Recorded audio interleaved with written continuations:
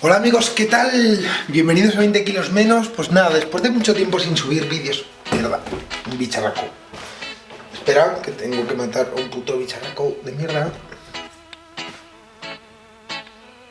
No se morirá. Después de mucho tiempo, unos días sin subir vídeos, pues quien me haya seguido por redes sociales habrá visto pues que me dejé las zapatillas de correr en casa la primera semana de Burgos, que vine a Alcañiz, perdón.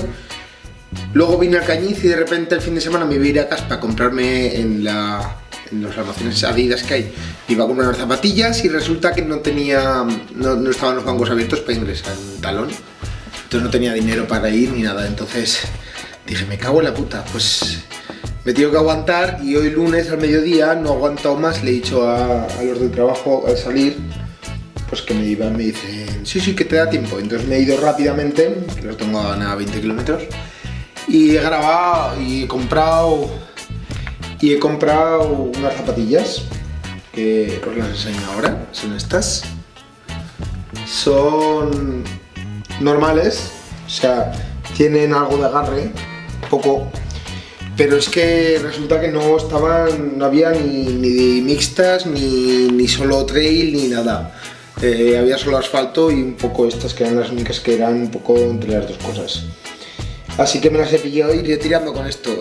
Como me ha salido una buena oferta de 60 euros estas zapatillas, otras que estaban en rebaja, y una camiseta de running, pues seguramente igual esté sopesando comprarme unos de trail solo. Así tengo dos pares, una para cada cosa. Eso lo iré viendo con la calma. De momento, con estas correré la San Silvestre de mi pueblo y espero ganarla. No espero ganarla, no, que es imposible. Pero espero por lo menos bajar el tiempo de 41 minutos que hago, bajarlo como sea a 35 mínimo. Y bueno, nada, que llego tarde a trabajar. Así que chao. ¿Qué tal? Que nada, que acabo de venir de correr después de haber ido a trabajar por la tarde y tal. ¡Ay, que me viene! Me he ido a correr. Hostia, que me ha entrado un puto hipo. Joder. Y el tema es que aquí en Alcañiz hay mucha cuesta. Y yo creo que de ahí que se me haya hecho corto el trayecto. Porque he hecho 5:37 o por ahí, en 32 minutos. Pero se me ha hecho muy corto. No sé.